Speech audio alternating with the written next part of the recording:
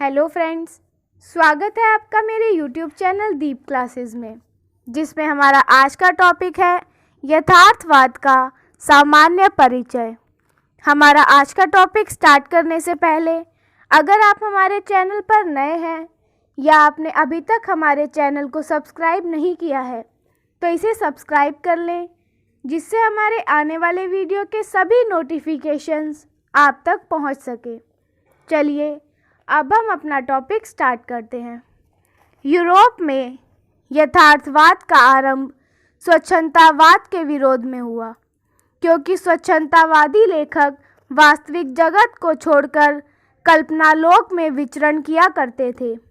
इनकी रचनाओं में रहस्य, रोमांस और अलौकिकता का समावेश अधिक रहता था, जिसका भौतिक जगत के वास्तविक जीवन से सीधे कोई लेना देना नहीं था, जबकि दृश्यमान जगत को भौतिक कार्य कारण का पर्याय मानते हुए काव्य के क्षेत्र में यथार्थवाद का जन्म हुआ।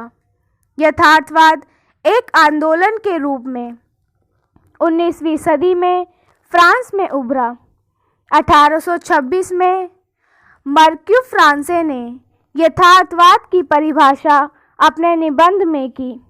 इसके बाद 1855 में फ्रांस के प्रसिद्ध चित्रकार कुर्वे ने अपने चित्र में यशावत शैली का व्यवहार किया तथा अपनी चित्र प्रदर्शनी के प्रवेश द्वार पर यथार्थवाद शब्द लिखवाया। इसके बाद यथार्थवादी कला का आरंभ 1856 ईस्वी में फ्रेंच लेखक फ्लाबेयर की प्रसिद्ध रचना मदाम बावेरी के प्रकाशन से हुआ। यद्यपि फ्लाबेयर अपनी रचना पर कोई ऐसा लेबल लगाने के पक्ष में नहीं थे। इसके बाद बाल्जाक और जोला ने इस आंदोलन को आगे बढ़ाया। इन लोगों ने जिस यथार्थवाद को प्रश्रय दिया, यह प्रकृतिवाद कहा गया है। यह लोग प्रकृति के सत्य को विशेष महत्व देते हैं। प्रकृति का सारा सौंदर्य प्रत्यक्ष और निरावृत है।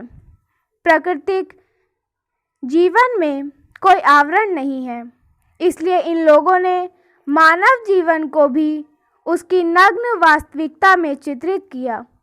19वीं शती के अंतिम चरण में फ्रांस में ही यथार्थवाद की इस प्रवृत्ति का विरोध होने लगा। इसके बाद यथार्थवादी कला का विकास रूस में लक्षित होता है। दास्तोव्स्की के प्रथम उपन्यास पुअर पीपुल को यथार्थवादी उपन्यास माना गया है। इसके बाद रूस में ही टॉल्स्टॉय, गोगोल और गोर्की ने यथार्थवादी कला को विकसित किया।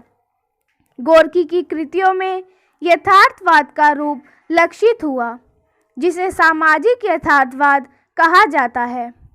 यथार्थवाद के आगमन पर फ्रॉइड के मनोविश्लेषण सिद्धांत के अनुसार जैविक आवश्यकताओं की ओर एवं कार्ल मार्क्स के शोषितों के जीवन संघर्षों के भौतिक द्वंद्व ने मानव मन को झकझोर दिया, जिससे समाज और धर्म के प्रति प्राचीन दृष्टिकोण में आमूल चूल परिवर्तन आया और साहित्यकार भी यथार्थवादी चश्मे में ही देखने समझने लगा।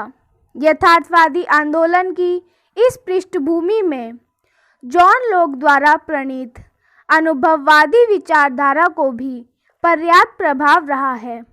अनुभववादी दर्शन अनुभूत तथ्यों पर विशेष बल देते हैं। यह एक आत्मनिष्ठ यथार्थवादी दर्शन है।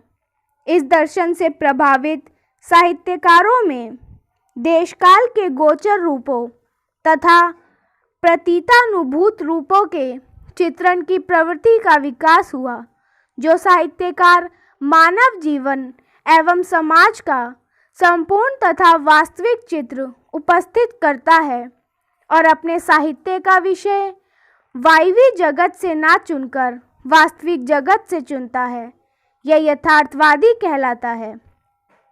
यथार्थवाद के अनेक रूप हैं, प्रकृतिवादी यथार्थवाद, सामाजिक यथार्थवाद और अति यथार्थवाद। अति यथार्थ प्रकृतिवादी यथार्थ की बाह्य और साथ की वास्तविकता की प्रक्रिया में आया था। यह आंदोलन भी फ्रांस में ही अधिक लोकप्रिय हुआ। ऐसा समझा जाता है कि इस आंदोलन का सूत्रपात चार्ल्स बल्देलेयर ने किया था, किंतु द्वितीय महायुद्ध के बाद इसे विशेष महत्व प्राप्त हुआ। अतियथार्थवाद मनोजगत की विकृतियों को चित्रित करता है। इसे फ्रांस के प्रसिद्ध कवि आंद्रे ब्रेतन ने पूरा समर्थन दिया। उन्होंने 1924 ईस्वी में इसका मैनिफेस्टो प्रस्तुत किया। यह आंदोलन कविता के साथ ही चित्रकला के क्षेत्र में भी लोकप्रिय हुआ। अति यथार्थवादी यह मानते थे कि वास्तविक यथार्थ वह है जो अवचेतन में विद्यमान होता है। इस पर नैतिक मूल्यों का कोई दबाव नहीं होता। यथार्थवाद में ना तो भावुकता होती है, ना इंद्रधनुषी कल्पना। इसमें धरती का ठोस और खुरदरा जीवन ही उभर कर आता है। वास्तव में इसमें नित्य प्रति जीवन में घटने वाली स्थितियों और घटनाओं का चित्रण रहता है। हमारे जीवन में प्रतिदिन घटने वाली घटनाएं ही यथार्थ है। इसकी कविता का स्वर आदर्शवाद के सर्वथा विपरीत होता है। यथार्थवादी साहित्यकार मनुष्य के आदर्श एवं दुर्बल दोनों रूपों का यथावत चित्रण करता है। यथार्थवादी साहित्यकारों ने भाषा और शिल्प के क्षेत्र में भी क्रांतिकारी परिवर्तन उपस्थित किए हैं। सहज, सरल, बोधगम्य भाषा और सहज शिल्प विधान यथार्थवादी साहित्य की खास विशेषताएं हैं। इसी के साथ हमारा आज का टॉपिक यहीं खत्म होता है, जिसमें हमने जाना यथार्थवाद के सामान्य परिचय के बारे में। अगर हमारा आज का वीडियो आपको पसंद आया हो तो वीडियो को लाइक एंड शेयर करें और हमारे आने वाले सभी वीडियो के नोटिफिकेशंस के लिए हमारे चैनल को सब्सक्राइब करें। Thank you for watching.